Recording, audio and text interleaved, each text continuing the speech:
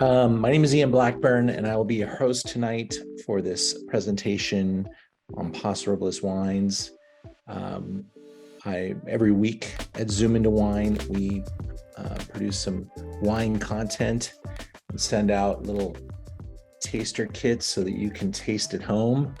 And hopefully, everyone got their wines in good order. Um, it's a really exciting lineup tonight. Let me make sure you know which wine is in which glass. Wine number one tonight will be our wine from Lenny Colado. And that is the Slacker. Why don't we just start right there? And I'll make sure you know which wine is which each time we taste.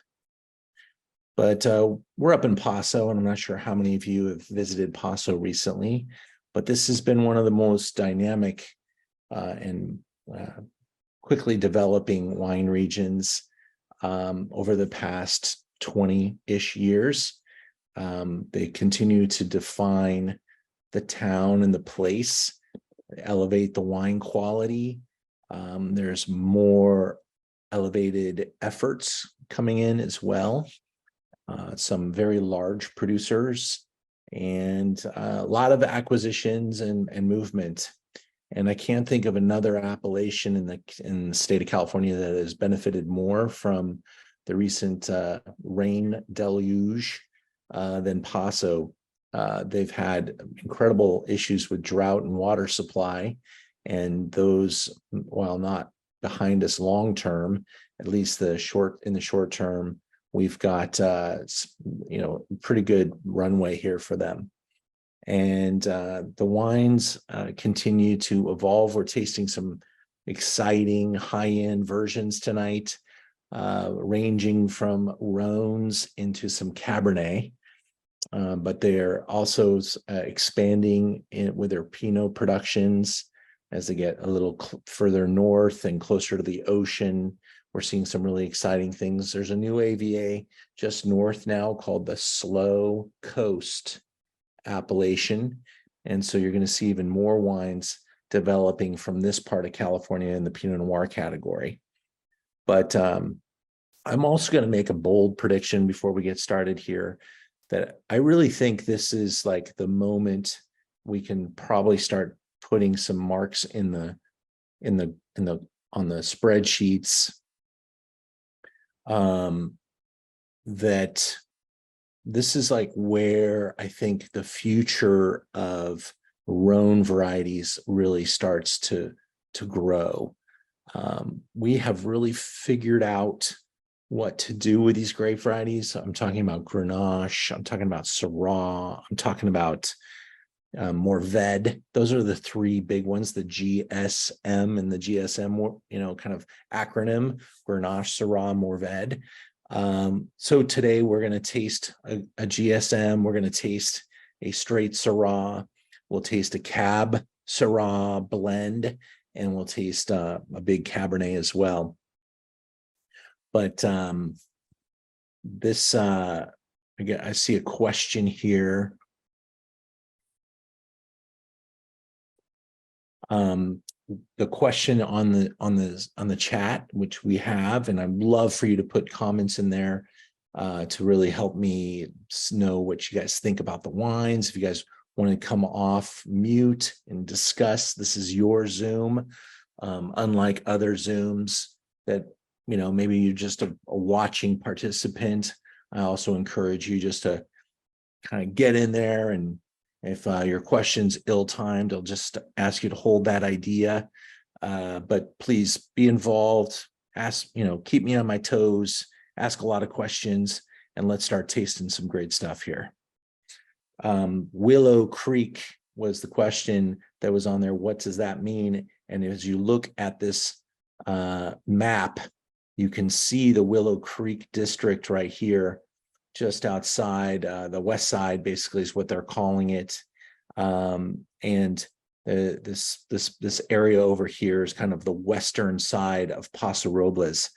And there are a number of these wines that are very dominated on the west side. So But I also see some great things happening on the east side, and really kind of pioneering efforts over there as well. They're kind of turning the corner from being larger volume producers to higher and higher end productions, and some really creative people living up in Paso.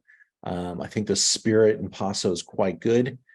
And it's a wonderful place to visit. There's a lot of food things happening as well, great restaurants, and a little bit more infrastructure as far as hotels, Airbnbs, little places to stay that make it quite nice. And being between 4 and 5 hours drive, it's pretty damn approachable, and you really feel like you left Los Angeles by the time you get there. So let's start off with wine number one. This is a wine that, when I got into wine and started to, look at magazines and some of the higher rated wines that were coming out of California, Lenny Claudio was already there.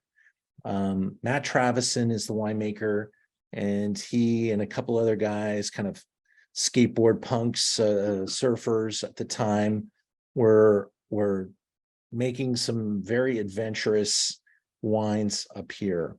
And they were kind of pioneering this garagiste movement up there. And Saxum being, kind of the dormitory where all these guys were working together and kind of learned some tricks of the trade. And a lot of them are kind of former Saxum guys. Some of them have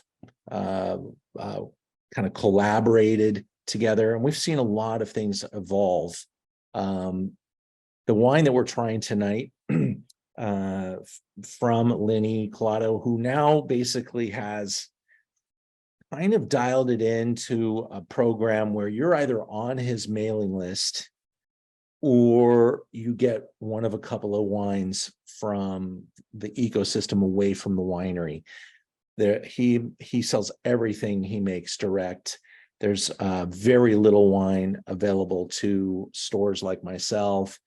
A couple of restaurants maybe get a couple of ambassador wines, but I've really always loved his wines. They're definitely lean on a bigger, riper, bolder expression that could be pretty wild and pretty dynamic and extreme, and really kind of be an ambassador wine for Paso Robles. But Ian, can you hear me? Yeah, can you hear me? Yeah. So I love this Grenache. Yeah, good. This is, a lot of Grenaches can be lean, and the European ones can be, sort of the fruit isn't very California-ish. Right. This is very California Grenache. Yeah, he's not trying to apologize for that at all. No, I've seen some guys who try to make, inspired by, Chateauneuf de Pape, right, Gingondas, whatever. Right. This is trying to be Paso. This is not that, right? Yeah. And in fact, if you're into California wines, these wines can, I think, send shivers through some of the collectible wines of Europe. This is really good. Yeah, good. Well, I haven't even tasted it yet, so you're jumping ahead of me. Oh my God. But this is the 2020 Self-Esteem. And Grenache always has the tendency to be kind of lighter in color. There's obviously some pretty good density here, but there's like a leanness to the color that allows you to kind of lean it over. Sometimes I'm wearing a watch, and I use kind of the watch test. Can I see my watch through the wine? And some of the wines that we're going to taste tonight, you're not going to be able to see the watch. But Grenache can play like Pinot Noir, but with some tannin and a little bit more spice, a little more pepper. And he's not afraid to. It's a spectacular Pinot Noir-ish wine. Yeah, well, I'm trying to look for alcohols here. It says 15.8. Yeah, it'll be high, right? It'll be high, right? Yeah, you're gonna see these type of style once in a while from producers that will just say, listen, this is a warm place. I'm not trying to make old world wines here. Mhm. And the criticism would be, well, how will this age? These wines are aging amazingly well. Really? And the limestone soils that they have there in Paso are really kind of a secret weapon for them. They're kind of allowed to break the rules. They're able to push ripeness levels and still maintain great pH and acidity. And so these wines just kind of stay within the lines, even at higher alcohols. They support them because they're big and rich and ripe. And I don't think the alcohol is the first thing you discover in this wine, or any of the others that we're going to taste today. And not all of them achieve this type of posture either. This one really does kind of allow itself to get to this level of ripeness. He wants to express that Yeah. those red fruits and this style, and really embrace the potential here. Now, I mean, Grenache can be too acidic most of the time, and obviously they did. This is very low acid, so some people might think it's too juicy. I think it's great.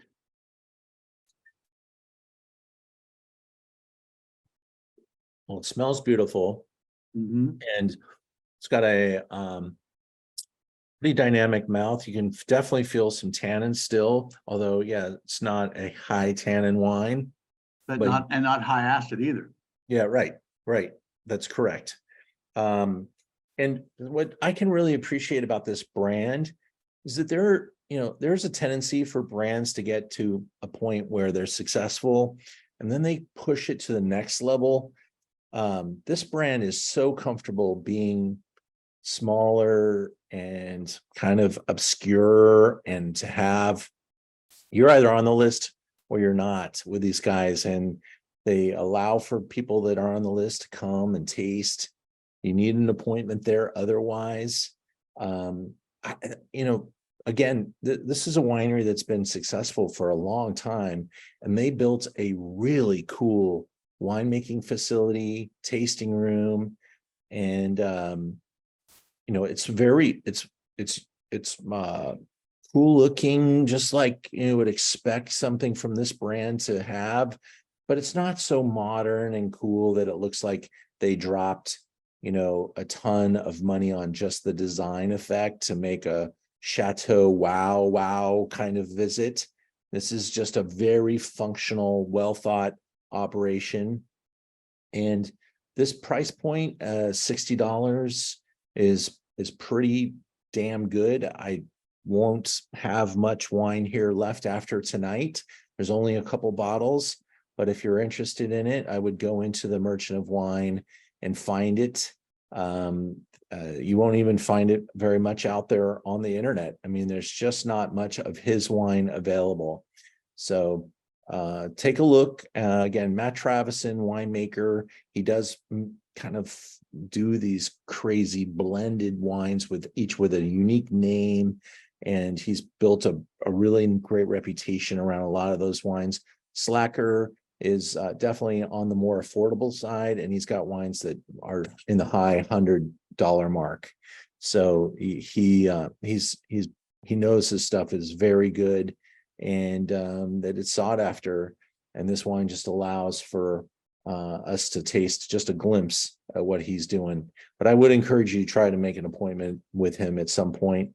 I'm not sure how that works at this time. I haven't tried to get an appointment with him for a while, but in the past, if you were a wine club member, he would take good care of you. If you weren't, he only had so many appointments available to see people, and there isn't a lot of wine. You can sometimes go to the property and taste wines and be turned away from even buying anything. So that's where they sit in their world. Ian, how do you buy more of it? Well, my website, I'm not sure if you can see that on the screen right now. Is it showing up for you? Go It's to called, Merchant of Wine. yeah, Merchant of Wine. We have it Okay. there for you. And got it. your email that you got today to remind you of the event tonight, there's a little discount code for some wines, but when they have this excluded from additional discount, that discount code will not work. Okay. This is because I was given 12 bottles of this wine, my maximum allocation, and it doesn't make any. I'm already my price is probably the lowest in the planet. So there's just no margin to do that, and I don't have any other wine to sell, and won't be able to get any more either. So that is our first wine tonight. Any comments, questions? What do you guys think of it?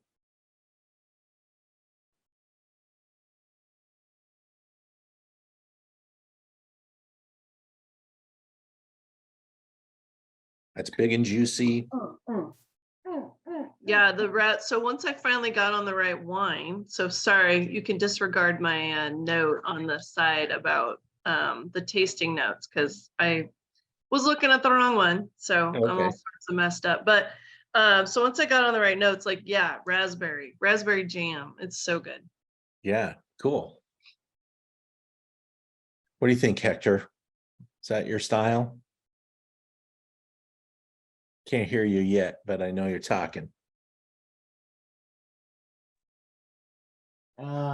It kind of surprised me regarding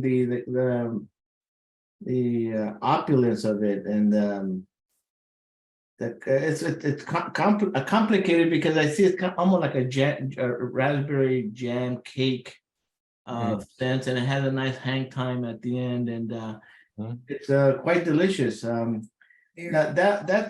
was a little late in the game. Are we on number what Number number? one, buddy. Number one. Okay, want to make sure. Okay, I tried the right one. Okay. Yeah. Yeah. No, you just Delicious, delicious. I mean, you're always surprising me, Ian. Well, these wines, we don't get to try them very often. And if you're on his wine club, he's got a lot of different surprises for you up there. But yeah, I think I should be paying a little bit more attention to what's happening in Paso, because these are really going to impress you tonight. The whole lineup is delicious. And for us here in Southern California, Paso is really performing well. I'd love to take a bottle of any of these wines out that we're tasting tonight with me to dinner. I go to restaurants that allow me to pay corkage fee. Some of these wines can be very expensive on a restaurant wine list. So I'm always looking for those opportunities. I'm going to move us into wine number 2, and we're going to stay in the Rhone category with our next wine.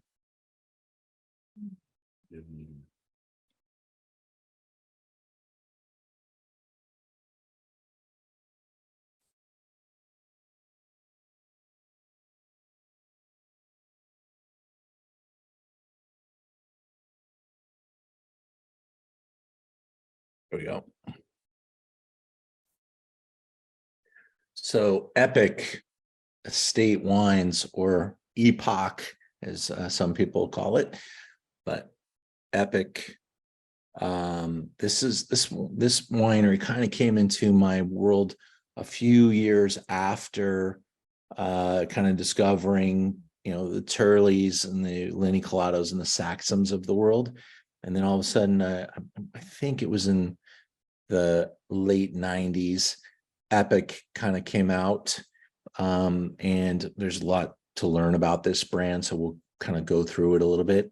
Looks like 2004. Okay, that was the actual year. And there was like this 10-year window in there that there was just so much acquisition and people getting set up long-term, winemakers kind of coming out with these really dynamic wines. And then the second tranche and third, and we're probably, 20 tranches later now, with a bunch of guys that worked at Epic and worked at Linicolado and worked at Saxum. They're all kind of coming along here. This tasting note is where we're at here. This wine is 90 Syrah, 10 Mourvèdre, whereas the last wine we had was Grenache, 90 and 10 Syrah. So this one kind of a complete shift, and it comes from a really cool vineyard in the Willow Creek district called Paderewski. And there's a great story about him as well. In fact, I'm going to go back here and open up this page to show you their really cool website. And if you just kind of come down here, you can see this is a old vine site, and a couple of acquisitions that this winery were able to make 2004, starting with this one from this particular individual who bought it back in the early 1900s and planted this site 1913. How about that? That's when this site was founded by, he was a musician and really, had a passion for Paso. A lot of successful people were coming to areas like Paso, hoping to set up, for later in life, because of the mineral-rich hot springs, being able to have this warm weather to kind of counter, things like arthritis. I think he had something like that too. 65 acres of a 577 acre rancho, 65 acres of wine grapes were purchased in 2004. I'm not sure when all of that was planted, but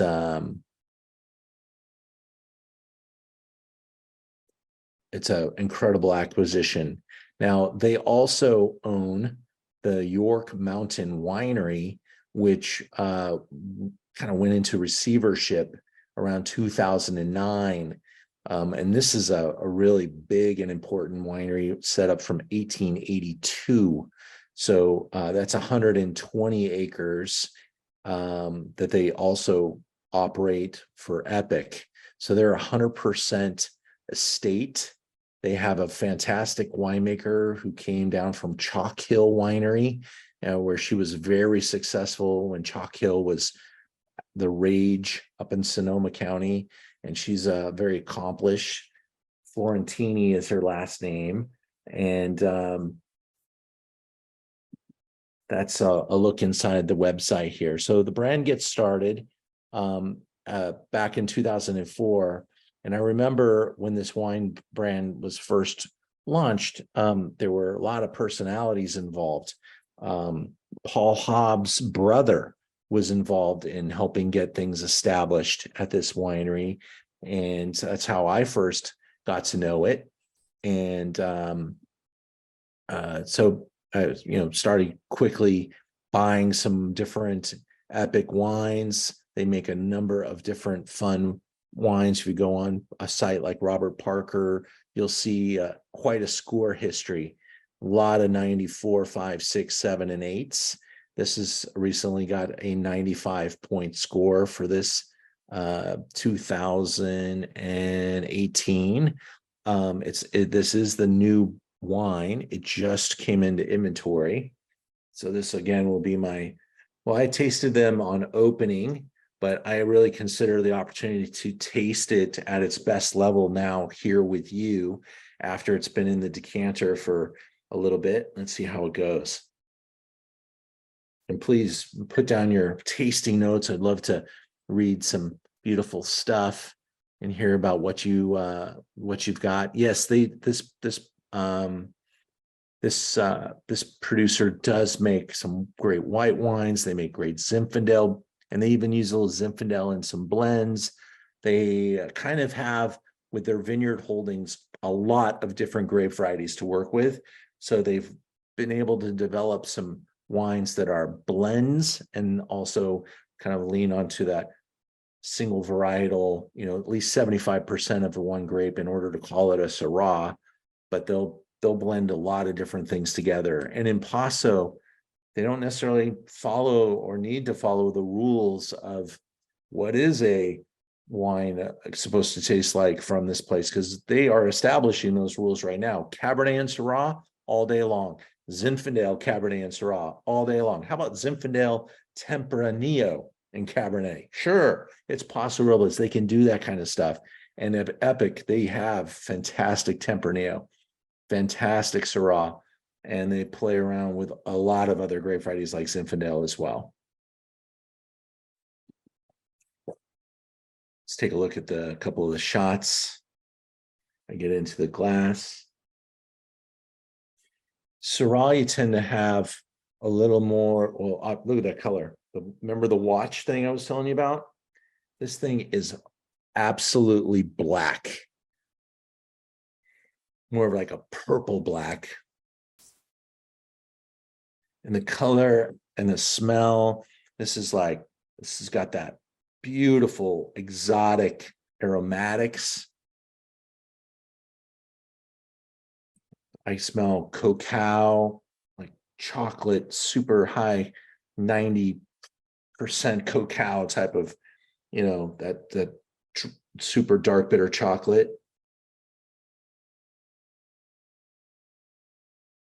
I get some really interesting, thick black skin, blue skin fruit like plums, like you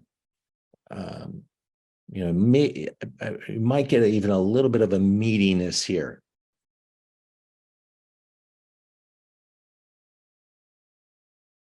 Sometimes you can pick up a little smokiness in the nose with Syrah as well.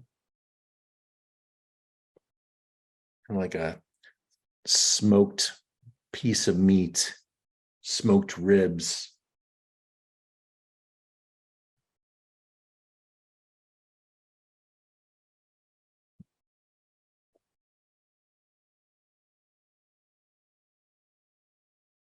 And there's a real prettiness to their wine style.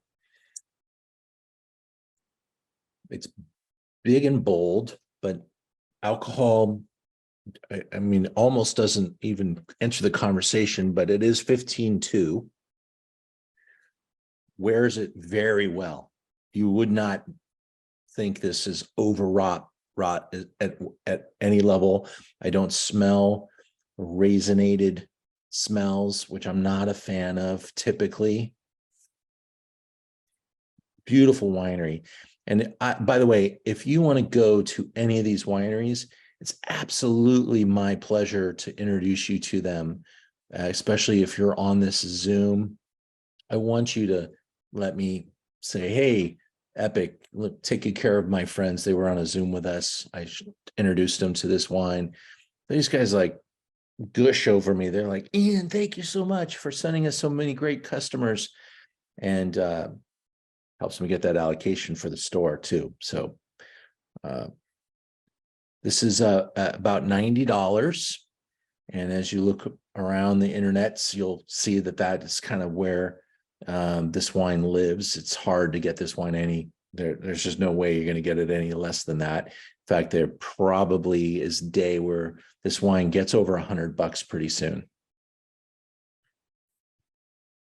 I'm going to open up the chat, stop the share just for a second, enjoy this wine for a moment. Yeah, I didn't get the 15.2 either, George. Lots of chewy cherry skins in the nose, a little bit of stem inclusion as well. So there is like this kind of still to unwind character about this wine as well.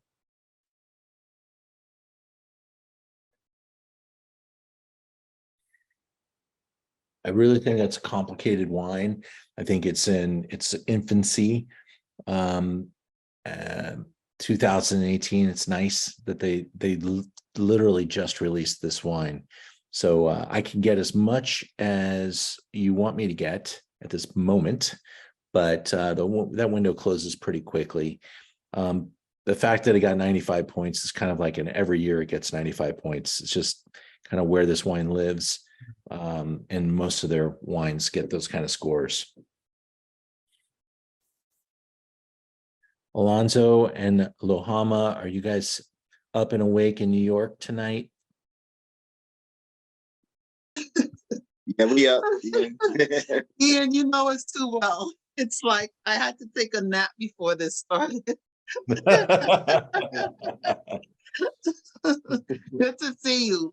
Always a pleasure to Yes. be in your company. Yes.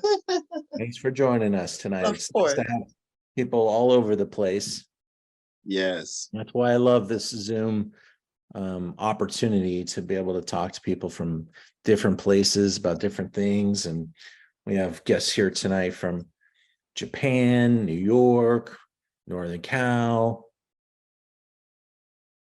Nice. Nice. Natalie, where are you at? I always want to say Idaho, but it's not Idaho. It's next No, door. Nebraska. Nebraska. Smack dab in the middle of the United States. And everything made it to you this time. Yes. Good. And Yeah. and there's no worries. All the other shipping issues, it's all on me, and you're all good.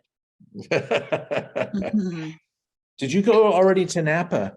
Yes. I hope Yeah, that which worked was out why well. I missed the alternative white shipment. But I thought maybe my husband would be around and could accept it, but it just didn't work out, and the app wasn't letting me change to hold it. And so, yeah, I missed out. Those looked awesome. So Damn, I could have sent them to you in Napa probably. I know, right? I could have just joined you there. But yeah, anyway, had a fabulous time. And our board decided we're going to retreat there again next summer as well. So Oh, I'll have to reconnect with you on some new recommendations. Loved all of the food options you gave us. We're huge foodies. So yeah, it was awesome. did that French laundry thing happen?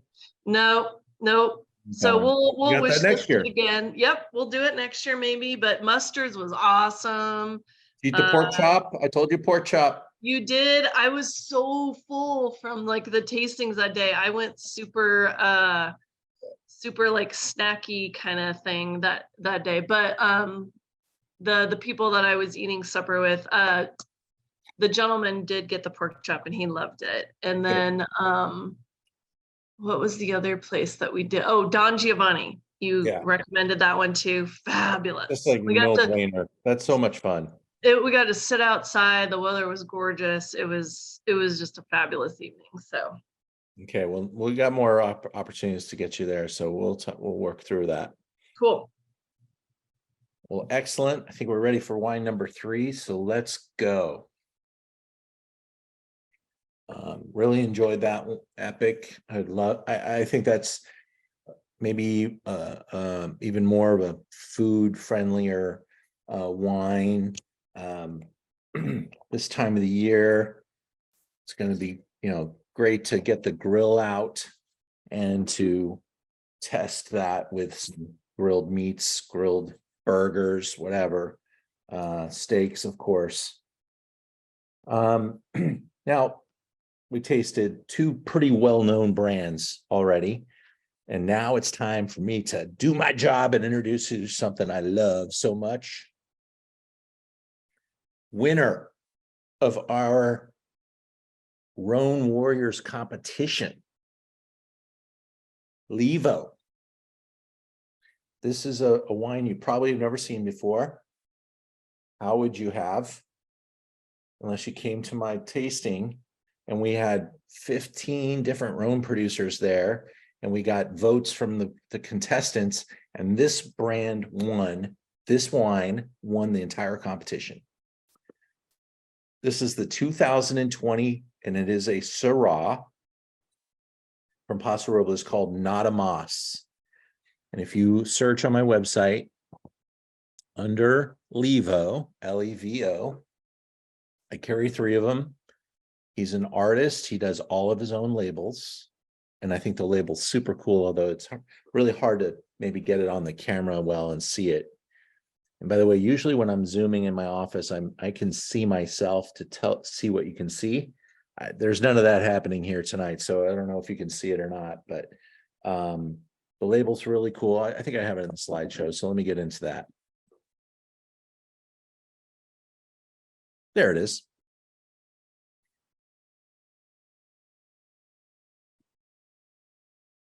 All right, so this wine's still kind of building their story, but Brett Ernest, he is not the most famous winemaker you've never heard of, but if you met him, you would fall in love with him. He and his wife are super cool people. They make teeny little productions of wine. They're not gazillionaires like our friends at Epic came, with both guns loaded, full of cash to be able to buy 500 acres of historic land. Brett's buying fruit. Brett set up shop in a little teeny cooperative called Tin City in Paso, where a lot of the cool hipsters kind of get started. Probably you're an assistant winemaker somewhere and you'll make a little side gig, have a tasting room open on Saturday and Sunday when the tourism pops open in the city. That's what Tin City kind of allows you to do. And Brett and his wife do just that. Now, he used to work for a pretty good sized brand down in Santa Barbara. And a lot of his wines, he kind of uses interchangeably between Santa Barbara and Paso Robles. And he really does buy some great fruit.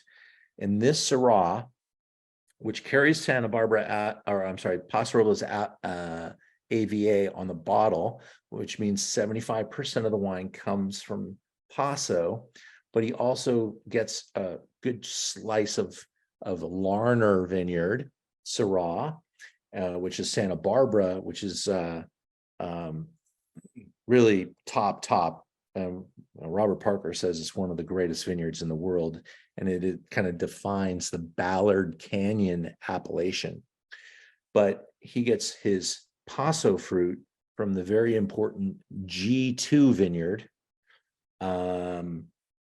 And then McMahon family owns a place called Full Draw. And if you went to 10 tasting rooms and they told you where they got their fruit, a lot of them are saying, I get my fruit from Full Draw, from here, from that. Full Draw is this very exciting vineyard that I'm seeing like layered into all the top up and coming brands. And then Carl Bacher from Kaleiza, really good producer right next to Saxum. He has some great fruit there too. Now look at this color again.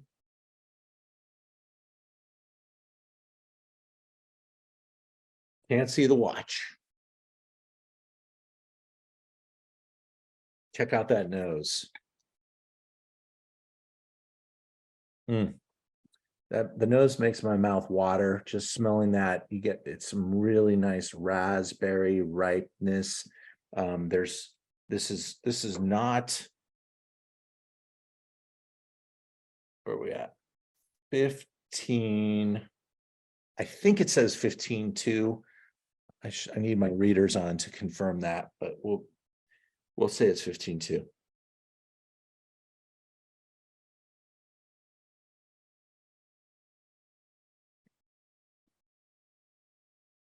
Now, where authenticity was really kind of showing off the blending approach with Syrah and Mourvèdre, this is going for Syrah. So he doesn't tell you anything about, on the label anyway, about some of these great fruit sources that he's getting his wine from. But he is making a great and delicious Syrah here that in a competition, maybe you are tasting them that way tonight, picking your favorites, a room full of people with some really good wine in the room, tasted everything and picked this guy's wine to win the competition. We're at $50 also, so keep that in mind. This is a wine that drinks well above its belt and its price. I totally dig all of the Levo wines. I want you to kind of go into the website with me. That's what I just did. And if you haven't visited our website lately, we're a Shopify store, and Shopify just had these crazy upgrades. So the site's looking pretty damn slick. And I'm really proud of my team for what they've been able to do here. But he's got 3 wines that I was able to buy: a Petite Syrah wine. That's 96 points, by the way. his Syrah 94 points, and a wine called Under the Gun Grenache with the craziest cool label. And the bottle is super cool too. You will be people will love you if you pull this wine out at a party. So that's the Grenache.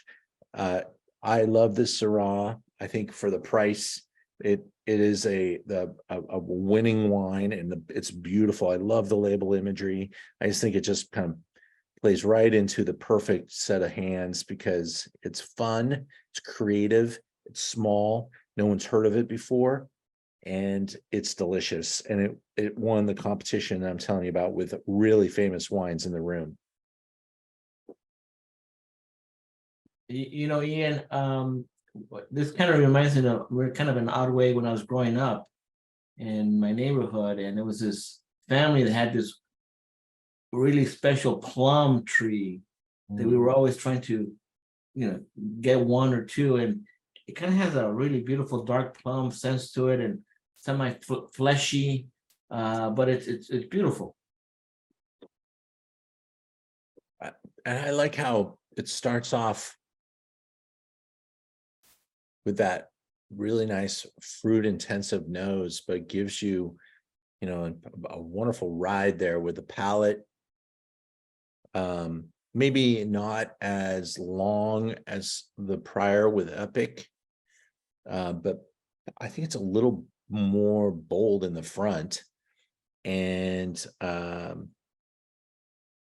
think it's just it's a wine that you could absolutely pop right now and say, drink me.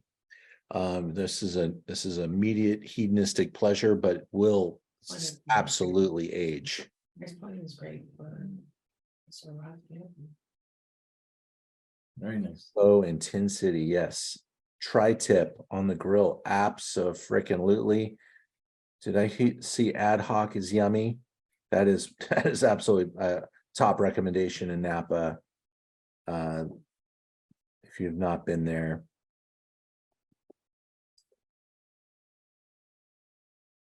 The back is open. Addendum. So the secret kitchen at ad hoc is Addendum, which is in the back.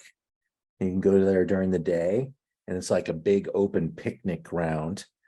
You stand in line, get there early, be front of the line, you're really happy. But they sell buckets of fried chicken, Thomas Keller fried chicken. Now, you always have to be a little unprice sensitive there, but it's actually a pretty damn good deal. I think a prefix menu at ad hoc's about 75 to 95 bucks. Where in Napa Valley could you eat a full 3-course dinner for that kind of money? It's very few places. So it's family style. There's one menu. I love it. All right, back into our class. So I see some nice comments about the Levo. I hope you guys liked it. Let's go to another benchmark producer. When people ask me, what do you like in Paso? If I leave this brand out of the conversation, I have to slap myself, because Stephen Aseo is a marvelous winemaker. These wines are just thunderbolts of excitement. I can't wait to taste the new wines every year. This is called Optimus. He started making wine in 92. He's from Bordeaux, France, and there are a few Frenchies there in town. In fact, his former right-hand guy is really making some great wine there in Paso as well. But there's definitely a French thing happening in a couple of places like Paso, like Napa, and Stephen was early. Okay, so he comes over, gets set up with shop in Paso in the 1990s, and bam, really became kind of the one to catch. This is a wine that's a blend of this, one of those things where you're like, what? Who's doing that? 58 Syrah, 31 Cab, 11 Petit Verdot.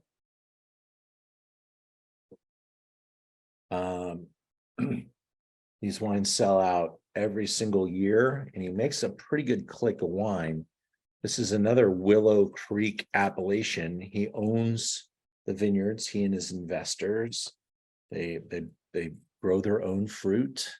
So it's always estate. And he's got a spectacular winemaking facility. It's all super, like, nobody's doing anything like they might do in Napa where it looks like a spaceship or anything. It's all very functional, but it's exactly what you need. And he's got the best site, and he's just such a talented dude. $65. And this is one of the few wines that you might find out there a little more often than others. This is not as small as some of the guys. They set up to make a pretty serious amount of wine, and they do a really good job here. Let's check it out in the glass.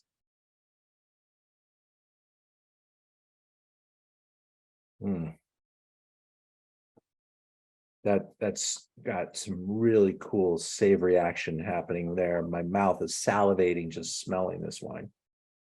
Again, can't see the watch. Not that I'm wearing a watch, but you couldn't see it if I did.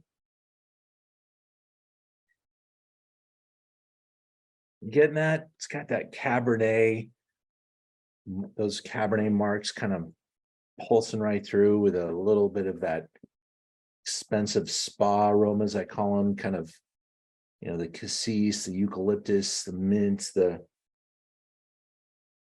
it's all there. And then you get that really cool exotic Syrah smokiness and chewy cherry and plum skins.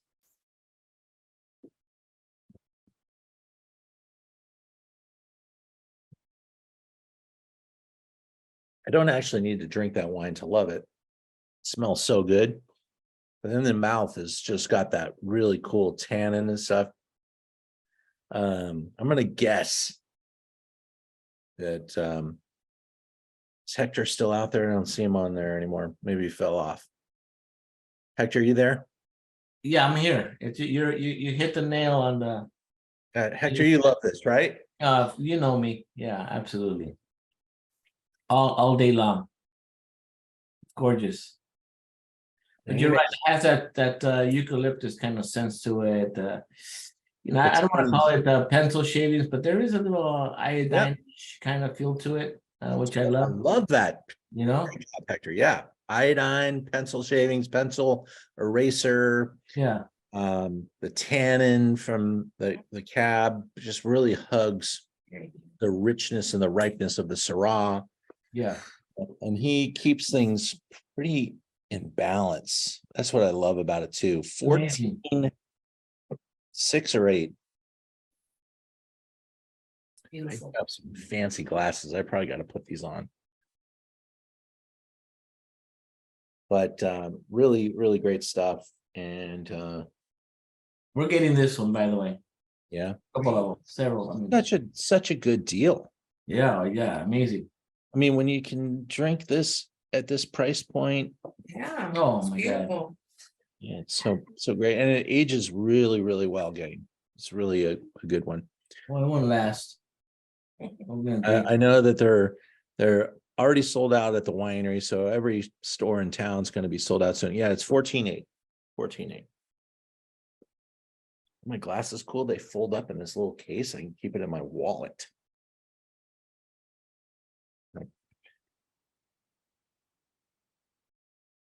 There we go. All right, let's go on. Comments, questions?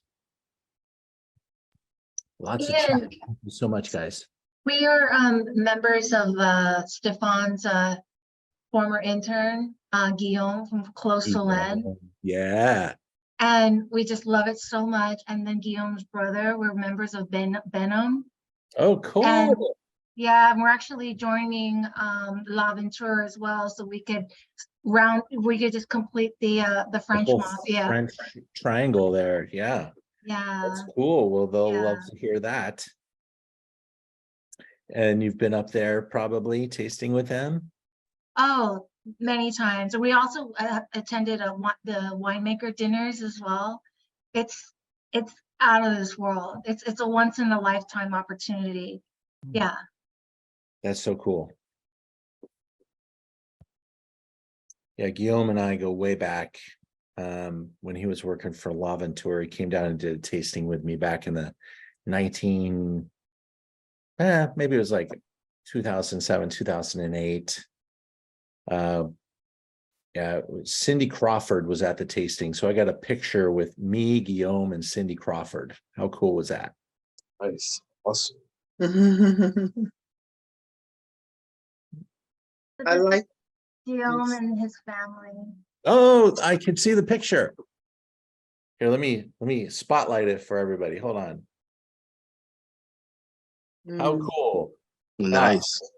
Yeah, they're such a good family. Like, they are so lovable. And his wife is like, I mean, first of all, whenever I'm with a female friend and they meet Guillaume, they're like, oh my God, that guy is beautiful. He's so handsome. He's tall. He's like a statue. And then you meet his wife and you're like, oh, perfect. Celine is gorgeous. And the kids are like, they should have a license to mass create beautiful people. Nice. Exactly. They're super great. Well, this is delicious. it is. I think I shared on a recent Zoom, that I'm getting off of the Merlot kick and getting more into cabs. Like my taste, I think, is elevating more towards that, and to see this blend bringing those other tastes, it's nice and smooth. I can tell from the bottle design that it was going to be special. And it Yeah. delivered. Well, it's a very reputable brand. They don't, this is the least expensive wine they make. And that's and I carry the higher end one too. And it's almost twice as expensive, but it's so good, and it's so delicious. And I think it got 99 points. So it's just, he's very capable. And so I'm glad you're able to taste them in this context. Being able to taste them next to each other, to me, is everything.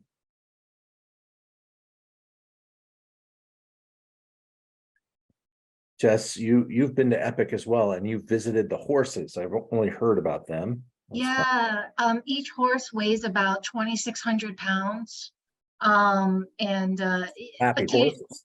oh yeah, and occasionally, depending on their mood, they'll let you pet them, the mood, and they're very, Energy. they're larger than life. And living in Los Angeles, we don't get to play with animals. So it's a real treat. It's they're such gentle giants. Are they like Clydesdales, or what's the type of horse that they use for the vineyards? Yeah, I think that they're similar to Clydesdales because of their stature. Percheron. That's it. That's it, right?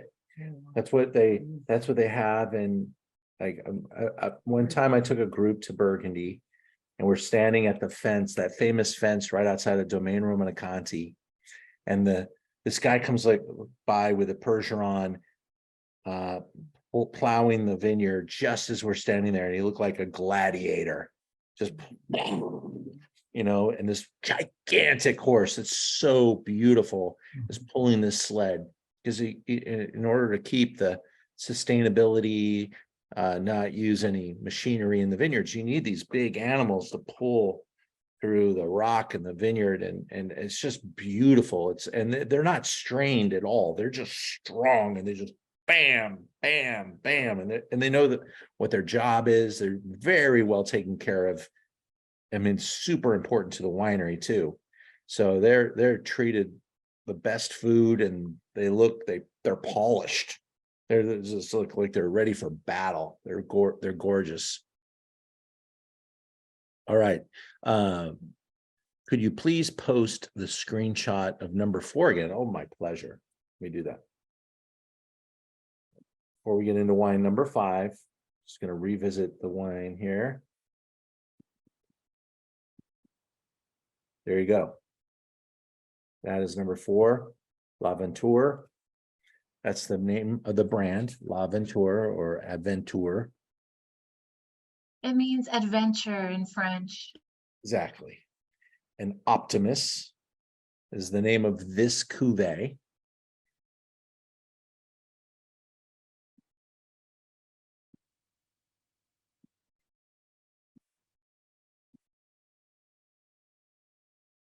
Man.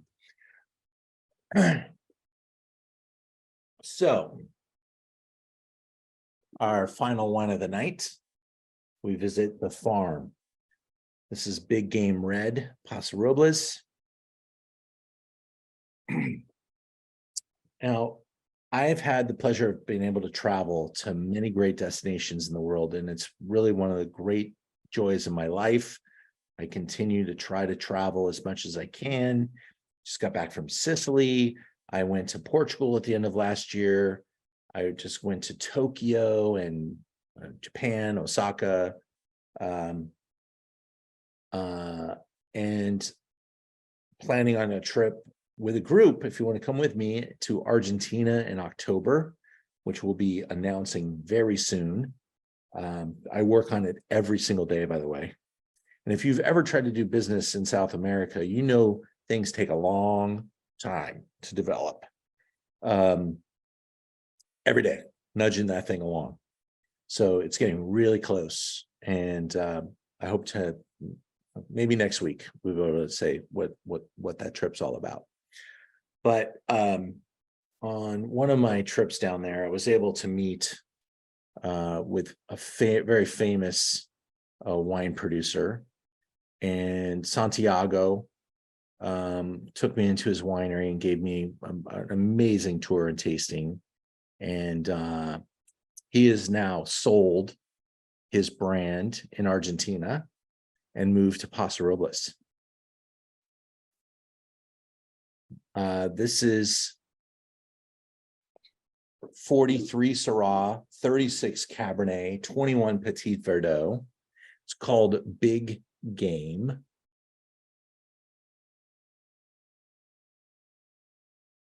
And this is 95 points, purely domestic wine report. This is a little different stylistically. I believe it's a little more Napa-esque. It's got a little more of that Cabernet spirit. And the Petit Verdot, I think, is actually, you got to kind of add Petit Verdot 21 to the 36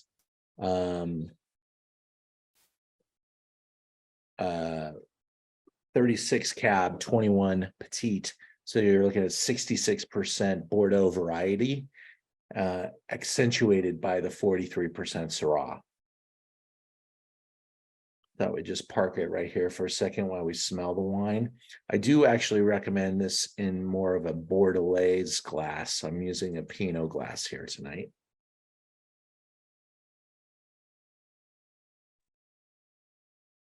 And you can really smell that dusty Cabernet character coming off the top. Jessica, did I interrupt you? Oh, I was about to ask, are we able to go and visit them and have a tasting? The Oh, farm winery? absolutely. They would love that.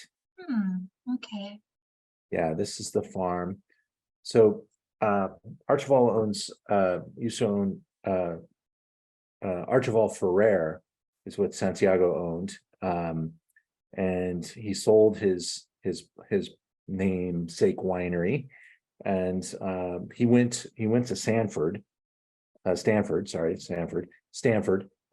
Northern California, and he went down to Argentina with his business acumen and a bunch of investors, and they bought all these wonderful sites and was able to sell Archibald Ferrer probably at the height of the market and before the economic collapse. That guy is a genius at every level, because Argentina is under all kinds of crazy crap happening right now. There is like so much inflation that every time I check in, the prices are changing with the wine, with the facilities and everything. It's just really kind of crazy what's happening there. But the dollar when I was there 10 years ago was $1 equaled like, I want to say it was like about 20. Maybe it was 40 pesos. And now it's 240 pesos to the dollar. And because of what's happening there, there's actually two markets I'm learning. There's a blue and a black market because they want cash so bad, they'll give you 400 pesos to the dollar in some places so that they can get your dollars. How about that? Anyway, Santiago got out of there, was able to sell at a good price and invest in this property here. This is beautiful stuff. They make a number of different cuvées. This is called the Big Game.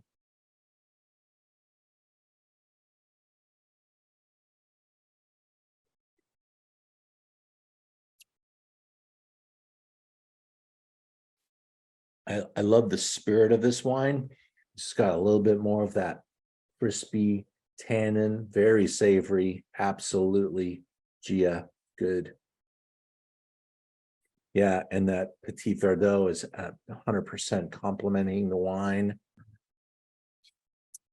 Does have a little bit of that gaminess. Again, back to what you said, Hector, earlier, kind of that gravelly, I don't know if I would go as far as the pencil here, but it's got kind of that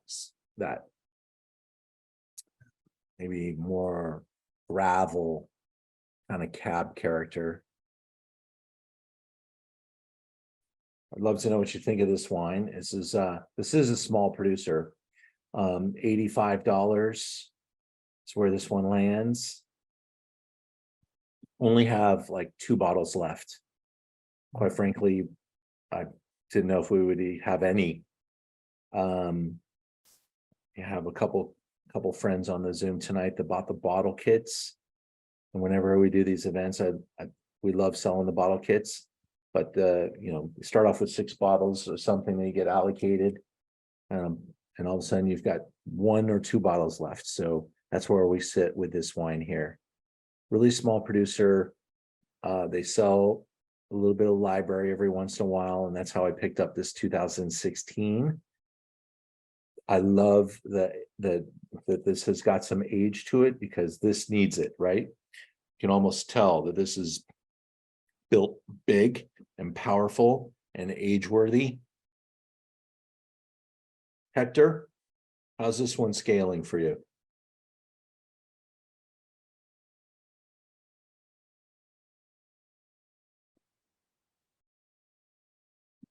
Maybe Hector's not there anymore. Hector, are you there? You. Gina.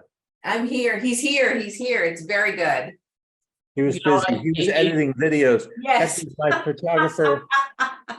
Hector's the Actually, I'm photographer. working for you right now. Again. Yeah, he On does so my much right great hand. stuff. Just check out all of our beautiful photographs from our recent Napa tasting, some of our dinners. Hector Sandoval and his wife, they're great artists, and so thank you for tasting with us tonight, Hector. Well, we've been photographing you and all your amazing wines that you kind of exposed us to for the last 7 years. Very good. So You got some a book amazing coming stuff. out someday. It was very good. Isn't it pretty? The nose is so charming, so just like inviting. Again, that saliva gland just kicks on as soon as it smells that. You can almost smell tannin in this wine, though. It's got kind of that some of the wines don't have. It's got really cool ideas going on, and this is very unique stuff.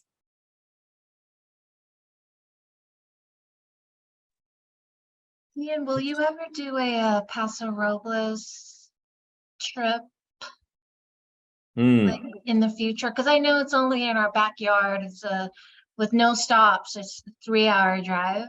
Yeah, But I wouldn't be opposed to it if I had enough interest and to do it. yeah, It's probably it's something we've never done before. We it can be a little difficult at certain times of the year because prices can get a little crazy. yeah. And let's avoid the summer because it's just like sweltering. Right, yeah. If you know anything about my Welsh blood does not do heat very well. So when I travel, I'm going places looking for cool. So when we went to Sicily, we didn't go in the summer. We got there in April. It was perfect. 65 degrees every single day to the button. And by the way, I'm the last person to complain that California is between 65 and 70 degrees. I love this weather. I could take it all year long. Now, some people are like, give me the heat. Let's get out of the clouds. Okay. But as a wine guy, wine loves 65 degrees. So I can ship. There's months like last year from June to September, I could barely ship any wine. So if you are thirsty, get an order in, let's get it shipping because we could ship right now, no problem. In a week, I don't know what's going to happen. I'm expecting things kind of catch up with us, So because it's been so cool, I think it's going to be like 118 degrees for 12 days in a row just to torture us at some point. And I don't want to be here for that. I'll be getting in a plane going somewhere. I think you're gonna go to Iceland. Yeah, maybe. Well, or south.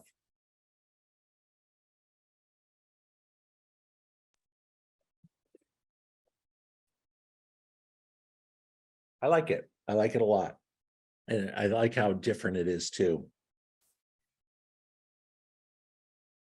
So this is what we do. I'd love for you to tell me what your favorite was tonight. Stephanie, thank you so much, you and David, for joining us tonight. I know that the bottle kits work for you guys. You got your Corvins out.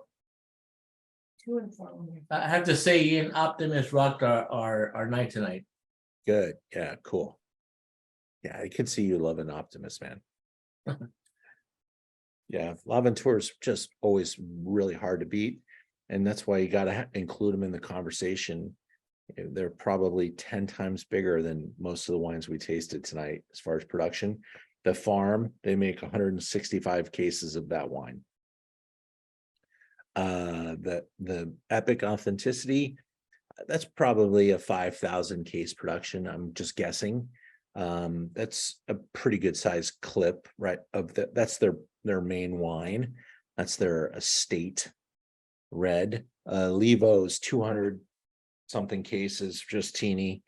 I won't know how much of the slacker they make, but I bet it's just a couple hundred cases. So it's fun to be able to taste them next to each other. It's fun to taste them with you guys.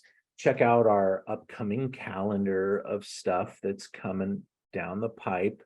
You can do that right on our Merchant of Wine website. Go to the Zoom into Wine page and see some of the stuff. And as I may have told you a couple of weeks ago, we are absolutely pedal to the metal right now on these events, gang. I am putting out some pretty damn exciting tastings here. So check it out. Sicily is next week. I think we ended up selling Sicily out today because there's a certain number of kits that make sense. But if I get enough people asking for Sicily tomorrow, I might go for one more bottle of everything. But we got a big house for Sicily next week. And I just got back from there. These wines are really cool, different, and it's going to be very insightful. Zinfandel, I've got to share this event with you because this is, every once in a while we put out an event where we spend a lot of effort and energy getting the band together here and getting things going. So you have to click all the way through to learn about wine because we work with the merchant to do this event. And here's who I have on the Zoom next week. Hartford Court. I Zoomed with Tian yesterday, recording him because he's going to South Africa. He's from South Africa, but he makes the wines at Hartford Court with the team there. But live on the Zoom, they will be there. Joel Peterson, Ravenswood's founder, one of the most important guys in the world of Zinfandel. His new brand is called Once in the Future. It's 100-point Zinfandel. Limerick Lane, they were going to be tasting their 1910 block from their estate in the Russian River with the winemaker live on the Zoom. And all these guys have tasting kits with them. They're all going to be tasting with us. They're all going to be commenting on each other's wines. This is what makes this particular event even more special. I want a huge audience. We will slave at filling jars so that we can get this all over the place. My friend Emma, who helps me make Beekeeper, she is the winemaker at Rockpile at Mortson. And we're going to taste the Jack's Cabin single vineyard Rockpile from Mortson. We'll taste my wine, the Beekeeper Hidden Hillside Reserve, and we're going to taste with Shauna, who is the winemaker at Ridge. They're all going to be live on the Zoom with us, tasting these great Zinfandels. Now for the best part, buy it now. There's $50, you get 2 kits, $29, you get 1 kit. Bottle kits are available at $350, $375, and $395.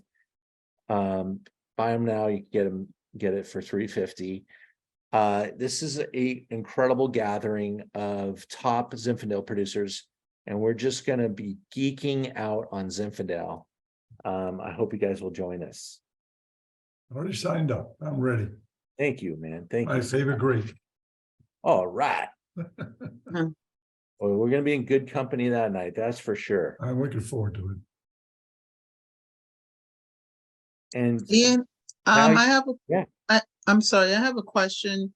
Placing the order tonight, UPS ground, from New York. Do you know, like, it all depends if I want it coming to work so I can sign or at home. Do you have an approximate? If you placed it tonight, I Yeah. would put that in the mail tomorrow. You'd Mhm. probably get it Tuesday or Wednesday. Okay, so that helps. Are you able to share the code or you have to wait for the email? Can you guys tell her the code? It should Or be was it in the, in the yeah, invitation? in the earlier email. Oh, okay, so I have that, no worries. If anybody thank you. knows that code, it would help me because I don't have that screen available to me very easily. Mega 10. There you Mega go. 10, thank Mega you, 10. Natalie, thank you. I'm going to give you one more sales pitch to join us. It's because I can't tell you how cool this is going to be. Adam Tolmack is going to give us a night. This guy is like, Ojai wines are really legendary. He makes small productions of very top vineyards. And can you see my screen? Are you looking at Ojai with me? No, No, it you doesn't don't show see it. all, just you. Oh, damn it. I hate it when that happens. So you've been watching my face for a while, haven't you?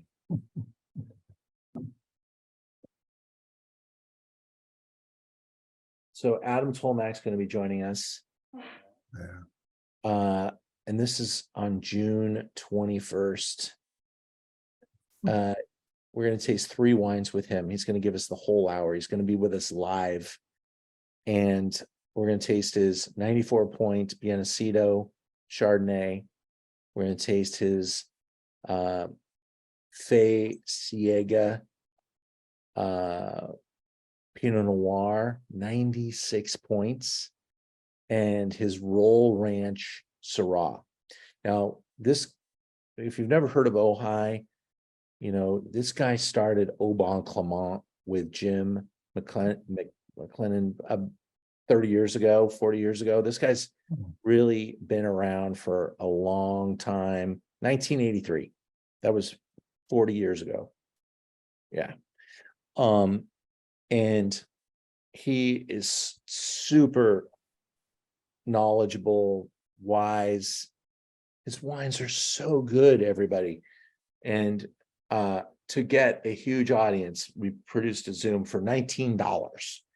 Now, you can also buy the bottle kit. If you're a member, there's even a member special, because I do not want to be embarrassed. I want a great audience for him, and you will thank me later, because this guy does not do this type of stuff. He's kind of like at the winery all the time, working hard, doesn't get away from the winery. But Zoom, he gave me a shot. I get one shot to impress this guy. And the wines are really cool. Now, everything he makes sells out. So at some point, this event might sell out, because we only got so much of his wine, and they're all small productions. But I want to have a good crowd for him. And I think you guys would all love him and his wines. They're so pretty. They're not bionic. So if you like to change the color of your teeth, this might not be the one for you. But this guy does make gorgeous, long aging, beautiful wines that truly represent the spirit of the Central Coast, and iconic guy. So like I said, we're pouring our hearts and souls into these future Zooms. We've got the best couple of months we've ever had on Zoom coming at you, because we have to make them better, to make them more interesting for you, to keep our audience large. And I want to thank everybody for being here tonight. This was a nice sized group, and it's fun when we have a lot of people. But be out there telling people to join us on Zoom, because we want to keep these things affordable. We want to keep the audiences large, and we want to keep the wine people coming at us. The wine, Great White Wines of the World is coming. Extreme Vineyards of Argentina will be really interesting. I am going to Zoom with a legendary winemaker in Greece in August. Thermopolis, that's his name, will be on the Zoom with us. And then we'll continue. We got the rest of the future already laid out, just the time it takes to build these out. And my designers tippy tapping on the computer all night long, trying to get these things pounded out there. I hope you guys enjoyed tonight. Yes, Jessica, what can I do for you?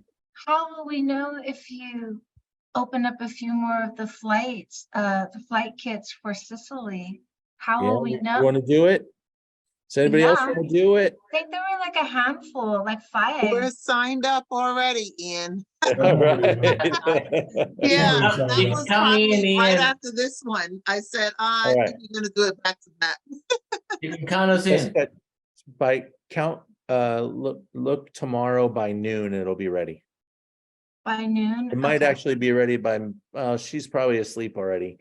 I'm gonna send my designer, she's in New York, and she'll work in the morning, and she'll get it done for us. So when you wake up tomorrow, it'll be there. I'll make 11 more spots. Oh, cool, yay. Count us in.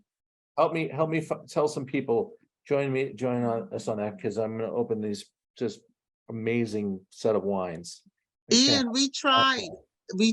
I have a friend, we're gonna buy him a bottle, him and his wife, but he has to get up like 4 o'clock in the morning to go to work. You guys are champs, because it's That's right.